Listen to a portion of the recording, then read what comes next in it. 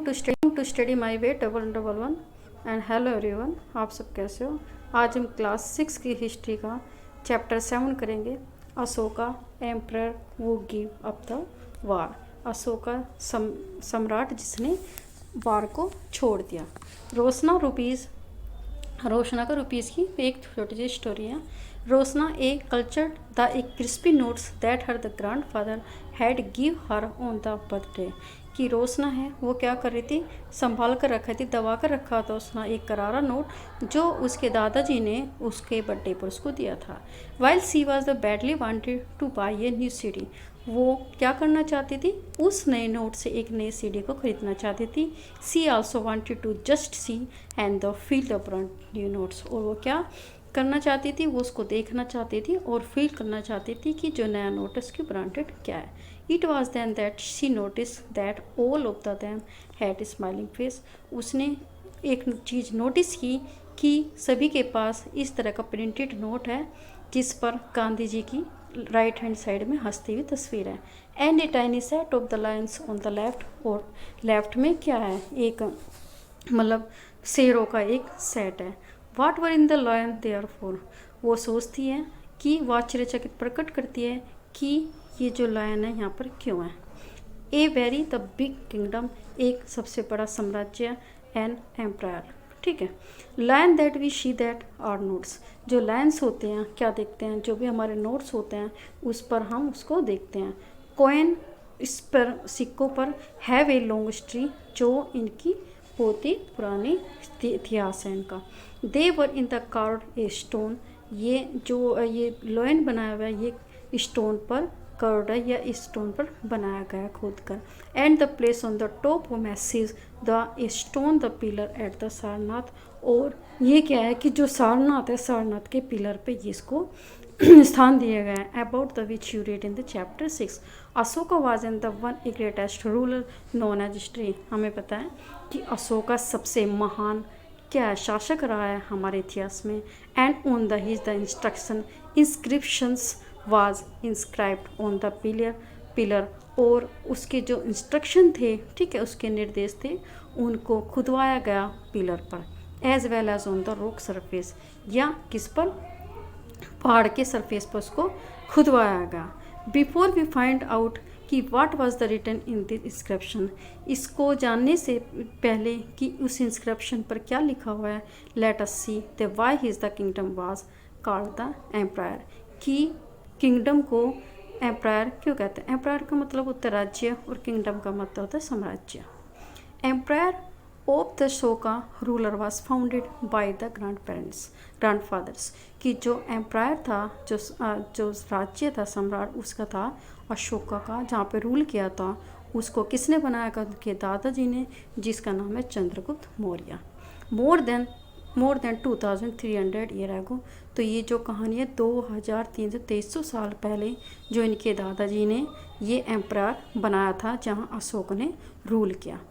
Chandragupta was supported by A wise man. जो चंद्रगुप्त था उसको सपोर्ट किया एक बुद्धिमान आदमी के द्वारा जिसको बोला गया चाणक्य या Kautilya. Many of the Chanakya ideas were written down in the book called the a Ashvashastra. और जो चाणक्य के बहुत सारे विचार हमें अर्थशास्त्र की बुक में मिल जाएंगे। डायनेसिटी, अब डायनेसिटी का मतलब क्या होता है। When the member of the same the family become the ruler one after another। कि जो भी मेंबर होते हैं वो सेम फैमिली के जो क्या होते हैं, रूलर बनते हैं एक के बाद, उसको क्या बोलते हैं हम, dynasty. The family is the अफनकल dynasty. The Maurya was in the dynasty with the 3 important ruler.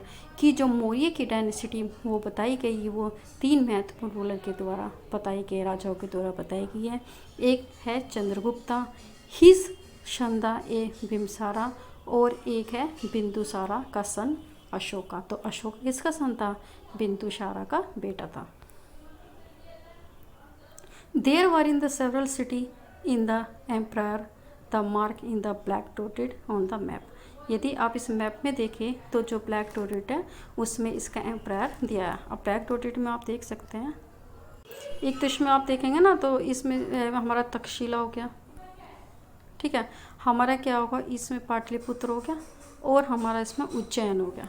तो यहाँ पे क्या क्या इसने, अशोका ने क्या क्या यहाँ पे अपना राज्य बनाया। This include in the capital, तो कौन कौन सी भी, Pataliputra, Takshashila, Ujjain. Takshashila was in the gateway of the north waste, जो तक्षशिला था वो किसका आने का गेट था, वो हमारा नॉर्थ वेस्ट का। तो यदि हम यहाँ पे देखें, ठीक है, ये हमारा आया ये तक्षशिला, तो यदि यहाँ से कोई बंदा आएगा तो इस साइड से आएगा, तो ये क्या है, आसानी से यहाँ पे आ जा सकता था, ठीक है। अब इंक्लूडिंग सेंट्रल एशिया, कहाँ पे, कि इस साइड से जाकर हम आसानी से कहाँ पे जा सकते थे, हम सेंट्रल एशिया में जा सकते थे। While Ujjain lay on the route of the north and the west, और जो हमारा जो मतलब उज्जैन था वो कहाँ का रूट था, नॉर्थ से साउथ तक। अब ये उज्जैन देख के तो यहीं से हम आसानी से क्या नॉर्थ की साइड जा सकते थे और ऐसे हम साउथ की साइड जा सकते थे। Merchant officer and the craft person probably live in this cities, और जो व्यापारी थे या फिर कलाकार थे, ठीक है, जो हाथ का काम करते थे, शिल्पकार थे या फिर बढ़ई थे, वो क्या करते थे, इन एरियो में जाकर रहते थे। इन अदर द एरिया पर in the village of the farm and herder, कि दूसरे एरिया में कौन कौन से रहते थे, गाँव में किसान और हर्डर चरवाए रहते थे। In the some area such and central India, जो हमारा सेंट्रल एरिया का स्थान था, ठीक है, इंडिया का, तो there was in the forest in where the people in gather and the forest in the produce and hunted the animal of the food, कि यहाँ पे जो लोग रहते थे सेंट्रल इंडिया में या बीच के इंडिया में जो रहते थे, वहाँ पे जंगल था और वहाँ के लोग क्या करते थे, गैदर मतलब अपने खानों को इकट्ठा करते थे और प्रोड्यूस करते थे फॉरेस्ट में, ठीक है, और एनिमल को मारते थे, अपने जीवन यापन करते थे। People in the different part of the empire the spoken different languages, और जो यहाँ के जो लोग रहते थे वो अलग अलग तरह की लैंग्वेज को बोलते थे। The probably ate in the different kind of the food and wore in the different kind of cloth as well, और यहाँ के जो लोग होते थे अलग अलग तरह का खाना खाते थे और अलग अलग तरह के कपड़े पहनते थे, ठीक है। इसमें दिया है the places where in the inscription of the Ashoka have found are in the marks with the red dotted, जो रेड डॉटेड में जो भी इंस्क्रिप्शन मिली है इस अशोका की वो इसमें दिखाई गई है, ठीक है। These were the included with in the empire and the name, और ये इनका क्या है, इसका एम्पायर है और name of country where the Ashokan inscription है बी फाउंड, जहाँ पर इसके अभिलेख अशोका के मिले हैं। Which India the state were the outside in the empire, और कौन से ऐसे इंडिया के स्टेट थे जहाँ पे इन्होंने एम्पायर किया। अब देखो यदि हम इसमें देखें, हमें वो बताने जो इनसे अलग थे, तो इसमें लंपंका हो गया, ठीक है, कंधार हो गया, ठीक है, और इसमें कलसी हो गया, मेरठ हो गया, लुम्बिनी हो गया, ठीक है, और ये सारनाथ हो गया, ठीक है, गुजारा हो गया, कौशाम्बी हो गया, ठीक है, रूपनाथ हो गया और सांची हो गया। तो ये सारे इसके ये जोगड़ा है, धोली है, तो यहाँ पे सबके इसके स्क्रिप्ट ले मस्की है, ठीक है, आप इसमें और भी देख सकते हैं। How are the empire the different from the kingdom, अब किस तरह से जो एम्पायर है, एम्पायर मतलब उसको राज्य और किंगडम से किस तरह से अलग है, ठीक है। Empire need in the more the resources than in the king in the because the empire are in the larger than the kingdom. Empires need the more resources than the king, कि राजा के according जो emperors था उसको बहुत ही ज़्यादा resources की ज़रूरत होती थी, मतलब अपने राज्य को रख रखाव के लिए। Because the empires are the larger than the kingdom, कि इस किंगडम से भी ये ज़्यादा बड़े स्केल में था। And need to be the protected by the big army, और इसलिए ज़रूरत होती थी इस एम्पायर को ताकि इसको बड़ी बड़ी आर्मी के द्वारा रक्षा की जा सके, ठीक है, बड़े बड़े आर्मी के द्वारा रक्षा की जा सके। So all they need a large number of the official वो कलेक्टेड द टैक्सेस, इसलिए ज़रूरत होती थी कि ज़्यादा स्केल में, ठीक है, ज़्यादा नंबर में ऑफिशियल को अपॉइंट किया जा सके ताकि वो उस टैक्स को इकट्ठा कर सके। रूलिंग द एम्पायर, इस जो एम्पायर को किस तरह से रूल किया जाता था, ठीक है, किस तरह से चलाया जाता था। As the empire was so large, empire क्या था कि बहुत बड़ा था, डिफरेंट पार्ट पर द रूल द डिफरेंटली, इसीलिए उस एम्पायर का अलग अलग पार्ट को अलग तरह से चलाया जाता था, रूल किया जाता था। The area around the Pataliputra was the under the direct control of the emperor, कि एम्परर होते थे उसके सीधे ही कंट्रोल में था कि जो पाटलिपुत्र के आसपास का area. This mean that the officer was appointed to tax the taxes from the, इसलिए जो ऑफिसर होते थे इनको अपॉइंट किया जाता था ताकि टैक्स को इकट्ठा कर सके किसानों से, हर्डर चरवाहों से, क्राफ्ट पर्सन से और ट्रेडर व्यापारियों से। वो लिव इन द विलेज, जो गांव में रहते थे, and the town in the area, और जो उनके एरिया के शहर और गांव में रहते थे। Official also the punish those who A disobey the A ruler order, और इन जो ऑफिसर होते थे इनको सज़ा भी दी जाती थी यदि वे उस ऑर्डर का ठीक तरह से पालन ना करें। Many of this officer were given the salary, और जो ये ऑफिसर होते थे जिनको टैक्स को कलेक्ट करने के लिए अपॉइंट किया जाता था उनको एक सैलरी दी जाती थी। Messenger went to and the fro, जो मैसेंजर था या क्या बोलते थे इसको, क्या नाम, देवदूत बोलते थे, वो एक स्थान से दूसरे स्थान पर जाते थे, ठीक है। And A spice the kept A watch on the officer, और जो गुप्तचर होते थे इन ऑफिसर पर निगाह रखते थे, निगरानी रखते थे। End of the course the A emperor supervise them all, और जो एम्परर होते थे, जो सम्राट होता था, वो इन सब पर निरीक्षण करता था। With the help of the member, किस किस की हेल्प लेकर, रॉयल फैमिली की एंड द सीनियर मिनिस्टर, जो सीनियर मिनिस्टर होते थे या क्या नाम राज दरबार की जो फैमिली होती थी उनकी हेल्प से इन सबको सुपरवाइज करते थे। देयर वाज अदर एरिया और द प्रोविंसेस, वहाँ पे दूसरी तरह के भी क्षेत्र होते थे। Each of the this was the rule from the a provincial capital such as Taxila Ujjain, और जो जितने भी ये क्षेत्र थे प्रोविंशियल जो कैपिटल थे, ठीक है, ये एरिया थे, तो जो प्रोविंशियल की राजधानी थी जैसे तक्षशिला उज्जैन, वहाँ से इनको रूल किया जाता था। Although there was the some amount of the control from the Pataliputra, और यदि भी इन सब का जो भी प्रोविंस तक्षशिला और उज्जैन, इन सब का पूरी तरह से जो कंट्रोल होता था वो पाटलिपुत्र में होता था। पाटलिपुत्र से कंट्रोल किया जाता तक्षशिला और उज्जैन को। And the royal the princes were often the send to a governor, और जो रॉयल प्रिंसेस थे, ठीक है, जो राजकुमार थे, शाही राजकुमार थे, उनको गवर्नर के रूप में अक्सर भेजा जाता था। Local custom and the rule was a probably followed, और जो वहाँ के आसपास के जो भी कस्टम थे, रीति रिवाज थे, उन सबको, ठीक है, उनके नियमों का पूरी तरह से क्या नाम पालन किया जाता था उनके फॉलोअर के द्वारा। Beside there was the in the vast area between there the centre, ये क्या होता है, इसके साथ साथ ये बहुत बड़ा एरिया था किनके जो बीच में जो सेंटर एरिया था।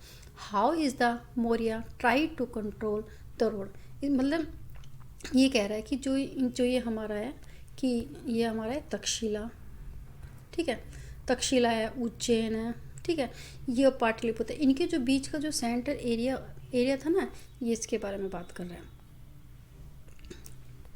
हाँ, जो ये एरिया था, सेंटर एरिया था, यहाँ पर जो मौर्य थे, ठीक है, उन्होंने ट्राई किया है कि यहाँ के जो रोड थे, रिवर थे, वहाँ पे उनका नियंत्रण हो सके। Which was in the important for transport, क्योंकि जो एरिया था उज्जैन तक्षशिला पाटलिपुत्र के बीच का जो भी एरिया था वो बहुत ही महत्वपूर्ण माना जाता था यातायात के लिए। एंड द कलेक्ट, और वे एकत्र करते थे whatever resources were available as the tax and a tributes, मतलब क्या करते थे कि जो भी वहाँ पर अवेलेबल थे रिसोर्सेज उसको टैक्स या ट्रिब्यूट्स के रूप में लेते थे, कर के रूप में, ट्रिब्यूट्स के रूप में। For example the Arthashastra the tell us that the north west was important for the blanket, Arthashastra में हमें मिलता है, एक डिस्क्रिप्शन मिलती है कि जो नॉर्थ वेस्ट वाला एरिया था वहाँ पे वो ब्लैंकेट कंबल के लिए प्रसिद्ध था। And the south Indian was in the it is the gold and the precious stone, और जो साउथ वाला एरिया था वो क्या होता था, एक कीमती पत्थर के लिए और सोने के लिए प्रसिद्ध था। It is possible that the this resources were collected as the tributes, और संभव होता था कि जो ये रिसोर्सेज होते थे, जो ये मौर्य करते थे, ये ट्रिब्यूट्स के रूप में इनसे कलेक्ट कर सकें। अब ये जो ट्रिब्यूट्स और टैक्स अलग होते हैं, ट्रिब्यूट्स अलग होता है, ठीक है। आप ये बता रहे कि ट्रिब्यूट्स का मतलब कहता है अनलाइक द टैक्सेस, टैक्स के अलग, which was collected on a regular basis, जो एक नियम के अनुसार कि जो टैक्स होता था वो तो एक रेगुलर बेस पे कलेक्ट किया जाता था। And tribute was the collected as and the when it was the possible, लेकिन जो ट्रिब्यूट्स था वो केवल उस टाइम एकत्र किया जाता था जब संभव, फ्रॉम द पीपल से वो give variety of the things and more and the less a पिगली, वे उन लोगों से टैक्स ले लेते थे, बहुत सारी चीज़ें ले लेते थे, चाहे वे लोग इसके इच्छुक हो या नहीं हो। तो ट्रिब्यूट्स वो होता है, ये टेम्परेली होता था कि कभी भी लिया जा सकता था लोगों से, लेकिन टैक्स था वो हमारे रेगुलर बेसिस पे लेते थे। There was also a forested region, ये क्या था एक जंगली मतलब क्षेत्र था यहाँ पर। People living in the this the area were the more and the less independent, कि जो यहाँ पे जो फॉरेस्ट में जो लोग रहते थे वे पूरी तरह से क्या आते थे, कम या ज़्यादा रूप से स्वतंत्र थे, बट लेकिन फिर भी may have in the expected to provide the elephant, लेकिन फिर भी उन लोग से जो जंगलों में रहते, जंगल वाले रीजन में रहते थे, फिर भी उनसे एक्सपेक्ट की जाती थी, उम्मीद की जाती थी कि वो उन्हें एलिफेंट प्रोवाइड करे, टिम्बर, लकड़ी, हनी, वैक्स और मौर्यन ऑफिसर को देते हैं, क्योंकि मौर्य ऑफिसर तो सेंट्रल एशिया में पूरी तरह से अपने कंट्रोल करने के कोशिश करते रहते थे, तो वे चाहते थे कि इस रूप में उनको ये चीज़ें मिले। अब the emperor and the capital city, अब जो एम्परर और कैपिटल सिटी के बारे में, Megasthenes was a ambassador was the sent to the court of Chandragupta was the Greek rule than the west area name the Seleucus a Nicator. जो Megasthenes था वो एक एम्बेसडर था जिसको भेजा गया था चंद्रगुप्त के दरबार में, ठीक है, किसके द्वारा, जो वेस्ट एशिया से जो सेल्यूस निकेटर था उसके द्वारा भेजा गया था मेगास्थनीज चंद्रगुप्त मौर्य के दरबार में। Megasthenes wrote a account about in the what हिस्सा, और जो मेगास्थनीज था उसने अपनी बुक में लिखा था कि जो उन्होंने वहाँ पे देखा था आकर। Here is the part of a description, उसमें जो भी उसने अपनी किताब में लिखा था तो उसमें यहाँ पे थोड़ा सा कुछ इसकी पंक्ति दी गई है, डिस्क्राइब किया गया। Occasion on the a empire the appear in the public, जो भी ओकेजन होता था, जो भी त्यौहार होते थे वहाँ पे जो सम्राट होता था वो पब्लिक में दिखाई देता था एंड सेलिब्रेट करता था and the grant royal and A position, और बहुत बड़ी मात्रा में क्या शाही दरबार में मतलब ये काम होता था, ठीक है, सेलिब्रेशन होता था हर तीज त्यौहार का, जो भी आसपास के लोग करे थे, जो भी उनके त्यौहार रीति रिवाज कस्टम होते थे सब कुछ। He is the carry in the golden a palanquin, और जो राजा को किस में लाया जाता था, सोने की पालकी में ए पैलेगिन में लाया जाता था। His guard ride the elephant and decorated with the gold, और जो उसकी जो रक्षा करते थे, गार्ड करते थे, वो क्या करते थे, एलिफेंट पर बैठे होते थे और उन एलिफेंटों को सोने से और चांदी से डेकोरेट किया जाता था। Same of the guard carry the tree, और जो ये गार्ड्स होते थे ये क्या लाते थे अपने साथ, अब क्या नाम, पेड़ों को लाते थे ऑन द बीच पर, मतलब जो गार्ड होते जो हाथियों पे बैठे होते थे तो क्या लाते थे अपने साथ, ट्रीज भी लाते थे मोस्टली, जिस पर बर्ड्स पक्षी रहते थे, including A frock of the train parrot, जहाँ पर एक किसका झुंड होता था, ट्रेन पैरट्स का, and the circle about the head of the emperor, और जो एम्परर होता था उसके हेड के चारों तरफ चक्कर लगाते थे गोल गोल। The king as the normally the surrounded by the arm women, और जो राजा होता था वो पूरी तरह से जो आर्म वुमेन के द्वारा घिरा होता था। It is a fact that the someone may have try to kill, और राजा को डर होता था कि कोई उसको मार ना दे। He has the special servant to a test the food, और जो मतलब एक स्पेशल सर्वेंट को टेस्ट करने के लिए क्या होता था कि खाने को टेस्ट करने के लिए अपॉइंट किया जाता था, और ये कि जो राजा खाना खाता था उससे पहले उसके खाने को टेस्ट करता था। He never in the sleep in the same bedroom in the 2 night, और राजा जो होता था कि 2 रात एक बेडरूम में कभी विश्राम नहीं करता था। And about in the Pataliputra the modern hero, और पाटलिपुत्रा के बाद में भी लिखा गया है, ठीक है, जो आज किसमें पटना के रूप में पटना में हमें दिखाई देता है।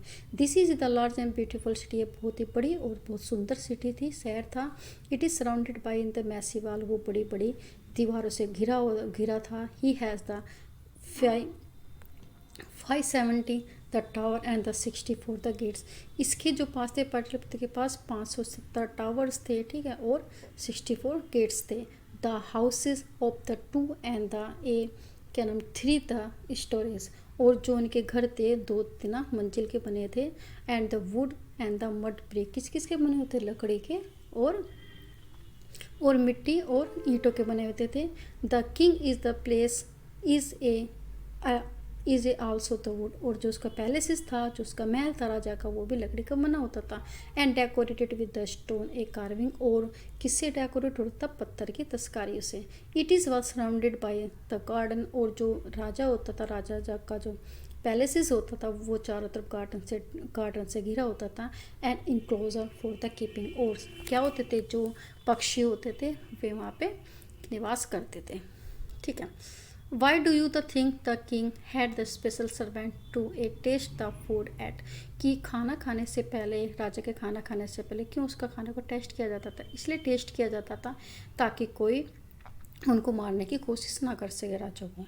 In the what the way the Pataliputra different from Mohenjodaro, Mohenjodaro से ये किस तरह से अलग था पाटलिपुत्र। ठीक है, पाटलिपुत्र जो जगह थी। फिर हम अशोक का एक यूनिक रूलर, कि जो अशोक था एक यूनिक रूलर था, ठीक है, शासक था। The most the famous the Maurya ruler was Ashoka, कि मौर्य वंश में सबसे जो फेमस रहा है वो राजा रहा है Ashoka.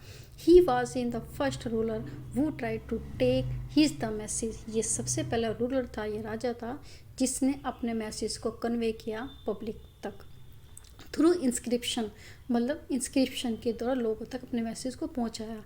Most of the show का द इंस्क्रिप्शन वाज ए प्राकृतिक, कि जो इनकी इंस्क्रिप्शन थी वो प्राकृतिक भाषा में थी। And the were written in the a Brahmi script, और ब्राह्मी स्क्रिप्ट में भी इसको लिखा गया है जो आम लोग आसानी से समझ जाते थे। अशोका वार इन द ए कलिंगा, कि अशोका का जो युद्ध था किसमें, कलिंगा में। Kalinga is the in the ancient the name of the coastal Orissa, आज जो उड़ीसा है, मैं आपको मैप दिखा देती हूँ। देखो ये जो उड़ीसा ना, यहाँ पे ये कलिंगा सिटी है। जो कलिंगा था वो पुराने नाम के जो कोस्टल उड़ीसा वहाँ पे मिलता है। तो उड़ीसा वो Ashoka fort A war in the ए कंकर द कलिंगा, जो अशोका था उसने लड़ाई लड़ी और कंकड़ जीता कलिंगा को, जो उड़ीसा में है। However he was in the A horrified, क्योंकि जो वो बहुत ही डरा हुआ था, ठीक है। When he saw in the violences and the bloodshed that he decided not to fight anymore the war, जो हॉरिफाइड था, बहुत भयानक था। जब राजा ने देखा वहाँ की हिंसा को और खून खराबे को, दैट ही डिसाइड, तो अशोका ने डिसाइड किया कि उसे और लड़ाई नहीं करनी है। He is the only the king the history of the world who give up a conquest after the winning war, ये सबसे पहला सम्राट था, सबसे पहला राजा था जिसने लड़ाई जीतने के बाद भी जो भी क्षेत्र जीते तो उसको वापसी कर दिया था। Ashoka inscription and decide in the a Kalinga war, ठीक है। अब इसकी जो इंस्क्रिप्शन में क्या डिस्क्राइब किया, कलिंगा वार के बारे में डिस्क्राइब किया गया। This is was the Ashok declare is the one of inscription, Ashoka ने अपने इंस्क्रिप्शन में ये डिक्लेयर किया था। 8 year after the becoming the king I conquered the Kalinga, 8 साल के बाद, राजा के 8 साल बनने के बाद मैंने कलिंगा को जीता, कलिंगा क्षेत्र को जीता। About the 1 lakh in the half people were in the capture, कि लगभग कितने 1 लाख और 1.5 लाख के करीब लोगों को बंदी बनाया गया था। And the more than the 1 lakh was the people killed, और 1 लाख के करीब लोग मारे गए थे। दिस इज़ द फिल्मी द विद द सारो वाई, इसलिए मैं दुख से भर गया क्यों। Van ever in the independent land is the ए कंकड़, जब कोई भी एक स्वतंत्र भूमि को जीता जाता है तो a lakhs of the people die, लाखों लोग मर जाते हैं। And the many had the taken a the prisoner, और बहुत सारे कितने लोगों को बंदी बना लिया जाता था। And Brahmin and the monks also die, और उसमें ब्राह्मण और क्या होते थे, साधु भी मर जाते थे। पीपल वो are the kind of the relatives, जो लोग होते थे ठीक है, उनके रिलेटिव्स होते थे, उनके फ्रेंड होते थे, टू देयर स्लेव्स, और उनके जो गुलाम होते थे, एंड द सर्वेंट ऐसे सब मर जाते थे, और लॉस्ट द देयर लॉस, और बहुत सारे ऐसे होते थे कि जो अपने प्यार को भी खो देते थे।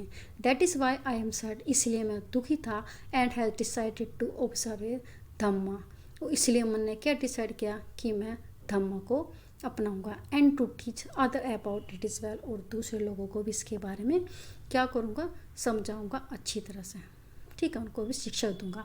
I believe that the winning the people over the through the dhammam is the must more than A concurring the them in the through the force, मैं विश्वास करता हूँ कि लोगों को जीता जा सकता है धम्म के द्वारा, ना कि उनको हम जोर जबरदस्ती से उनको लड़ाई में जीतें। I am the inscribing this the message for the future, मैं ये इंस्क्राइब करवाना चाहता हूँ इस संदेश को लोगों के लिए, भविष्य के लिए, सो दैट माई सन, जैसे मेरा बेटा है या मेरा पोता है, after me the should not think about the war, कि वे युद्ध करने के बारे में नहीं सोचें। Insist they should try to think about the how to spread in the dhammam, और इसकी लड़ाई के सोचने की जगह वो ये सोचें कि इस धम्मम को किस तरह से लोगों तक पहुंचाया जा सके, किस तरह से इसको फैलाया जा सके। How did Kalinga war the bring about in the change in the Ashoka attitude, कि जो किस तरह से कलिंगा वार से जो अशोका था उसके एटीट्यूड में, स्वभाव में चेंज होगा। क्यों? धम्मम इज द प्राकृतिक वर्ड ऑफ द संस्कृत में धर्मा, ये जो संस्कृत वर्ड से ये धर्म से निकला है धम्मम, ठीक है। ये इसीलिए था क्योंकि इन्होंने बहुत सारे लोगों को मरते हुए देखा, रोते हुए देखा, अपने लवर्स को क्या बिछड़ते हुए देखा, साधु संतों को मरते हुए देखो। उन्होंने बोला कि लड़ाई का कोई भी अंत नहीं, लड़ाई का सिर्फ एक विनाश है, तो इसीलिए इन लड़ाई को हमें छोड़ देना चाहिए और एक सही राह पे हमें चलना चाहिए। What was the dhammam, was the Ashoka a dhammam, तो अशोका का धम्मा क्या चीज़ था कि Ashoka dhammam did not involve the worship of the god, Ashoka का जो धम्मा था वो ये पूजा नहीं करता था किसी भी गॉड की, और परफॉर्मेंस ऑफ सैक्रिफाइस, ना ही कोई हवन कुंड के धार्मिक अनुष्ठान को पूर्ण करता था। He felt that just a father that try to teach his the children, ये केवल ऐसा था जैसे कोई फादर अपने बच्चों को समझाता है या शिक्षा देता है। He has the duty to instruct his subject, और वो अपना कर्तव्य समझाता था ताकि वो उसके सब्जेक्ट के बारे में उन्हें गाइडेंस दे सके। He was also the inscribe by the teaching of the Buddha, उनकी जो टीचिंग थी, उपदेश थे, वो इस तरह से थे जैसे बुद्धा ने अपने टीचिंग को समझाया था, लोगों को इंस्पायर किया जाता, जैसा हमने चैप्टर 6 में पढ़ा है। There was number of the problem that trouble him, बहुत सारी ऐसी परेशानी होती है, ठीक है, बहुत सारी प्रॉब्लम होती है जो हमें परेशानी में डाल देती है। People in the empire the follow the different region, क्योंकि जो एम्पायर होता था, जो अशोक का जो एम्पायर था, वो बहुत सारे अलग अलग धार्मिक वाले लोग उसमें रहते थे। And was the this sometime lead to conflict, इसलिए उनके आपस में क्या होता था, आपस में मतभेद होता था। Animal was in the sacrifice, animal की बलि दी जाती थी। And the slave and the servant was ill treated, और जो गुलाम होते थे, ठीक है, गुलाम होते थे, उनको किस तरह से ट्रीट किया जाता था, उनके साथ बहुत ही खराब व्यवहार किया जाता था, भेदभाव का व्यवहार किया जाता था। Beside there was the quarrel in the a family, इसलिए जो उनकी फैमिली होती है क्वारल लड़ती रहती थी अमंग इन द नेबर, पड़ोसियों के साथ। Ashok felt it was the his the duty to solve this the problem, और अशोक ने अनुभव किया कि उसका ये कर्तव्य है कि वह इन परेशानियों को हल कर सके। So he appointed the officer, इसने उसने अपने ऑफिसर को अपॉइंट किया, चुना, and known as the Dhammam a Mahamatta, और उनको क्या बोला, धम्मम महात्मता। वो went to the place to place, जो एक स्थान से दूसरे स्थान पर घूमते थे, and teaching the people about the Dhamma, और धम्मा के बारे में क्या करते, लोगों को शिक्षा दे देते हैं। Beside Ashoka in the got his the message, और इसके साथ अशोका ने अपने मैसेज को पाया और इंस्क्राइब किया, खुदवाया, कहाँ पर, पहाड़ों पर और पिलर्स पर, ठीक है, रॉक्स और पिलर्स पर।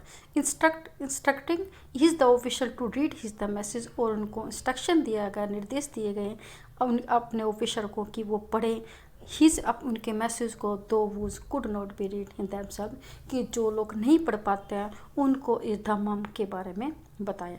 Ashoka also the send in the messenger to spread the idea about the Dhammam to अलग अदर लैंड्स। अशोका ने अपने मैसेंजर, अपने देवदूतों को भेजा अलग अलग क्षेत्रों में ताकि वो इस धम्म का प्रचार कर सके। कहाँ पर? जैसे Syria, Egypt, Greece and the Sri Lanka. Try to identify the this the map in the page 66 and 57। फिर he build in the road the dove. अब उन्होंने क्या बनवाया? रोड को बनवाया, कुएं खुदवाए, and the build the in the rest house, विश्राम गृह बनवाए, and the beside he arrange for the medical treatment for the both human made and the animals. और क्या करा? मेडिकल ट्रीटमेंट के को अरेंज किया, उसके लिए अलग अलग शिविर बनाए ताकि लोगों का और जानवरों का इलाज हो सके। अब यह है एक रामपुरा बुल, ठीक है। The Rampurwa the bull look at in the finally the polish stone A sculpture. एक स्कल्पचर है, ये मूर्ति है, ठीक है, जो रामपुरवा में और जो आज कहाँ पर है? वो हमारे बिहार में है। This was in the part of the Maurya pillar found in the Rampura. ये मौर्य वंश थे, उनके पिलर का एक हिस्सा था जो आज बिहार में है। Has now in the being the place in the Rashtrapati Bhavan. आज ये कहाँ पे गया? राष्ट्रपति भवन में रखा गया। It is example of the skill of the A sculpture of the time. वहाँ के जो मूर्तिकार का, ये एक तरह से वहाँ की कि उनके स्किल का एक परिणाम है, ठीक है, उनके गुणों का एक परिणाम है। फिर आ सका है अशोका मैसेंजर टू सब्जेक्ट। अशोकों ने क्या मैसेज दिए लोगों को अपने विषय के बारे में? People perform a variety of the a ritual van the they fall in. लोग जो होते थे वो बहुत सारे अलग अलग धार्मिक अनुष्ठान करते थे जब वो कभी बीमार होते थे। When they the children get married, जब उनके बच्चों की शादी होती थी। When the children are born, जब कोई बच्चे उनके जन्मते थे। When the they go on the journey, या फिर कहीं पे भी वो घूमने के लिए जाते थे, तो एक रिचुअल फॉर्म को फॉलो करते थे। There was ritual are not useful, लेकिन जो ये धार्मिक अनुष्ठान थे ये इनके लिए कोई भी उपयोगकारी नहीं थे। If the insist the people observe other practice, इसके स्थान पर लोग क्या करें? दूसरे तरह के कार्य को करें। This would be the more and the a beautiful, जो उनके लिए क्या फलदायक होगा। What are the this other the practice, दूसरी प्रैक्टिस कौन कौन सी होगी? ठीक है, उन्होंने बोला कि लोगों को ये धार्मिक अनुष्ठान से कोई भी फायदा नहीं होगा, तो वो कुछ दूसरा काम करे ताकि लोगों को उनसे क्या होगा? उनसे कुछ शिक्षा मिल सके और वो फ्रूटफुल हो सके और वो खुद भी हो सके। This are the being the gently with the slave and the servant. उन्होंने बोला कि आपको बहुत दयालु होना चाहिए अपने गुलामों के लिए, ठीक है, या आपके नौकरों के लिए। रेस्पेक्ट वन एल्डर्स, हमें अपने बड़ों की क्या करनी चाहिए? अपने बड़ों की रेस्पेक्ट, आदर सत्कार करना चाहिए। Treating all the creature with the A compassion, और सभी जो जीव है उनको दया की भावना को रखना चाहिए। गिविंग गिफ्ट टू ए ब्राह्मण एंड द मॉक्स, और हमें क्या करना चाहिए? ब्राह्मणों को और साधुओं को गिफ्ट देने चाहिए, ठीक है। It is not a wrong to praise one on the a religion, यदि ये बहुत गलत है यदि हम अपने धर्म की प्रशंसा करें और एक क्रिटिसाइड द अदर, और दूसरे की आलोचना करें। Each one the should respect the other religion, इसलिए सबको दूसरे के धर्म को का भी पालन करना चाहिए या उनकी भी आदर करना चाहिए, किसी भी धर्म को बुरा नहीं कहना चाहिए।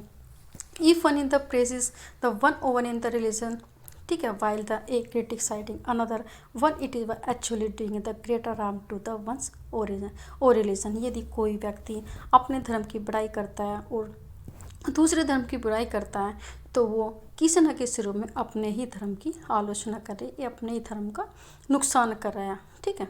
There four the one should try to understand the main idea of another a religion and the respected, इसलिए सबको समझने का प्रयत्न करना चाहिए कि दूसरे के धर्म में क्या आइडिया है, क्या विचार है, और उनका आदर सत्कार कर सकें। Pandit Jawaharlal Nehru the first prime minister of the India, सबसे पहले प्राइम मिनिस्टर थे हमारे पंडित जवाहरलाल नेहरू जी। एंड रोड, जो उन्होंने लिखा कि he edicts the instructions still the speak to us in the language, कि जो भी ये आज भी जो भी मतलब इंस्ट्रक्शन दिए, निर्देश दिए, आज भी हम उनको बोल सकते हैं, पढ़ सकते हैं, समझ सकते हैं। We can the still learn more than, कि जो भी इन्होंने अशोका ने अपने इंस्क्रिप्शन में आज भी हमको बोल भी सकते, क्योंकि वो एक प्राकृतिक लैंग्वेज में था। प्राकृतिक लैंग्वेज कि जो वहाँ के लोग अंडरस्टैंड करते थे। ठीक है। Identify the part of Ashoka a message that you think are related today. आप किस तरह से पहचान सकते हैं कि अशोका का जो मैसेज है और आज किस तरह से आपके जीवन में वो रिलेवेंट करता है। अब जो भी इनके मैसेज आप इसमें दे सकते हैं कि आज के टाइम में आपको कौन कौन सी ये चीज़ें आपको फॉलो करते हैं। ठीक है। अब ये दिया है below in the Brahmi script, ये इब्राहिमी स्क्रिप्ट दिए है। Most the modern India the scribe have the develop from the Brahmi scripts, कि जो भी ये आजकल मतलब मॉडर्न इंडिया में जो स्क्रिप्ट क्या है वो इब्राहिमी लिपि का ही प्रयोग किया जाता है। ओवर 100 ऑफ द ईयर, क्या नाम 100 साल से भी ज़्यादा। Here you can the see the Latin the written in different script, और अलग अलग लैंग्वेज में हमने ये चीज़ें स्क्रिप्ट किया है। जैसे ये अर्ली ब्राह्मी में इस तरह से लिखा जाता है, अब देवनागरी में ऐसे लिखा जाता है, बंगाली में इस टाइप से लिखा जाता है। ठीक है। और यदि हम इसमें मलयालम में इस तरह से लिखेगा और तमिल में इस तरह से लिखेगा, तो ये सब आगे है। ठीक है। अब एल्सवेयर इसका, ठीक है, एक अलग से भी हमें नॉलेज देती है एल्सवेयर में। ठीक है। Somewhat before in the time of the Maurya empire, कह रहे कि जो मौर्य एम्पायर के पहले about the 2400 year ago the empires in the China began the building of the Great Wall. जो एम्पायर थे, जो यहाँ के सम्राट थे चाइना के, उन्होंने चाइना की बड़ी दीवार बनाने का वो क्या शुरुआत की। ठीक है, 2400 साल के लगभग में। It was means to protect in the a northern a frontier of the empire of the a pastoral the people. ये जो इसका मतलब होता था कि जो नॉर्थन जो फ्रंटियर बनाया गया है, ये बनाया गया था जो चरवाहे होते थे, वहाँ के जो लोग होते थे। ठीक है, ठीक है, या फिर जो मतलब जानवरों को पालते थे, उनके लिए ये दीवार बनाए गए, उनके रक्षा के लिए बनाए गए। Addition to the wall was the made over the period of the 2000 year because the a frontier of the empire the keep the shifting. इस दीवार को बनाने में लगभग 2000 साल तक इसका काम चलता रहा, क्योंकि जो वहाँ के जो एम्पायर थे वो शिफ्ट होते चले गए, द वॉल बदलते चले गए। The wall is the about the 6400 metre long. ये जो दीवार है ये 64 किलोमीटर लंबी है। And made of the stone bricks, और जो पत्थर की और ईंटों की बनी होती है। With the road along with the top several thousand the people work to build up the wall. और जो इसका जो रोड है वो टॉप में, ठीक है, उसको बनाने में कितने हजारों लोगों को काम पर लगाया इस दीवार को बनाने के लिए। देयर आज was in the tower along and that the distance of the about the 100 and 200 metre. 100 से 200 मीटर देखने के लिए क्या बनाए गए, बड़े बड़े टावर बनाए गए, ताकि हम दूसरी सीमा पर आसानी से निगरानी रख सकें। It was where do you think the Ashoka the attitude toward in the a neighboring the people was the different form of the China Emperor। जो चाइना एम्पायर था, इनसे ये अशोका का एटीट्यूड किस तरह से डिफरेंट था, क्योंकि चाइना दीवार इसलिए बनाई क्योंकि वो दूसरे देशों के बारे में वो इस तरह थिंकिंग नहीं रख सकते थे, लेकिन अशोका ने दूसरे देशों में अपने धर्म को फैलाया और उनकी रक्षा के लिए भी या उसके लिए भी क्या ना अपने मैसेज को पढ़ाया, ताकि वो भी लोग अब सभी चीज़ों को, अच्छे बुरे चीज़ों को जान सके। इसलिए उन्होंने इंडिया ने अलग अलग सीरिया, इजिप्ट वगैरह में भी अपने धर्म को फैलाया। अभी चैप्टर क्लोज हो गया। डिस्क्रिप्शन में हमारी जो मतलब ज्योग्राफी पूरी कंप्लीट हो चुकी है, उसकी प्लेलिस्ट है, उसके क्वेश्चन आंसर की प्लेलिस्ट है। ठीक है, और साइंस की भी चल रही है सीरीज़। ठीक है, थैंक यू फॉर वॉचिंग।